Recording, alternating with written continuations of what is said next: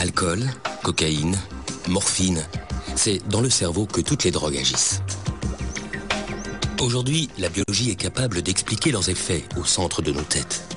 Et l'étude des drogues permet à la science de mieux comprendre le fonctionnement du cerveau. Le tabac et l'alcool, en vente libre, sont les substances les plus consommées dans le monde. Les scientifiques, pourtant, les considèrent depuis longtemps comme de véritables drogues. Consommé aux Caraïbes et en Amérique centrale comme plante médicinale ou rituelle, le tabac est découvert au XVe et au XVIe siècle par les grands explorateurs.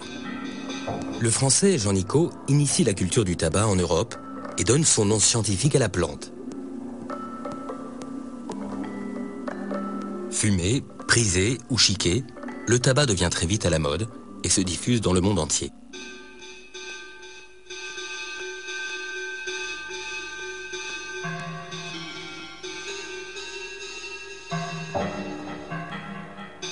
Aujourd'hui, plus d'1 milliard de personnes fument dans le monde.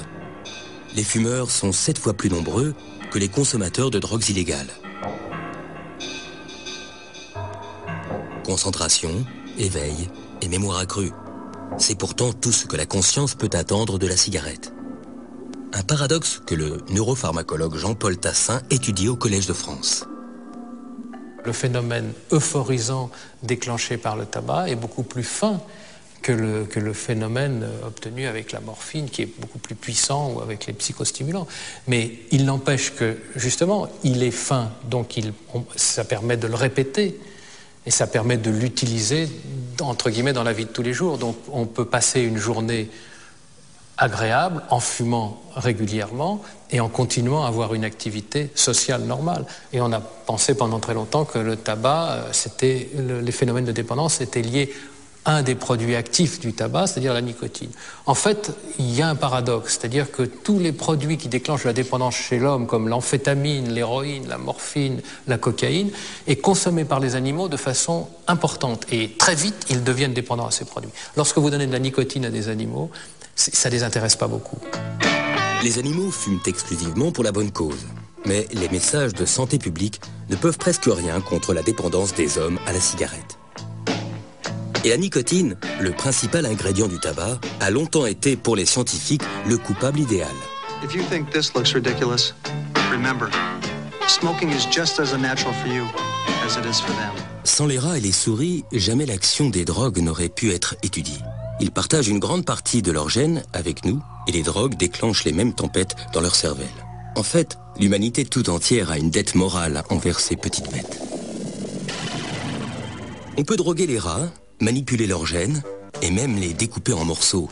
C'est le triste mais nécessaire quotidien des laboratoires qui comparent l'état de ces rats avec des rats contrôle ou normaux.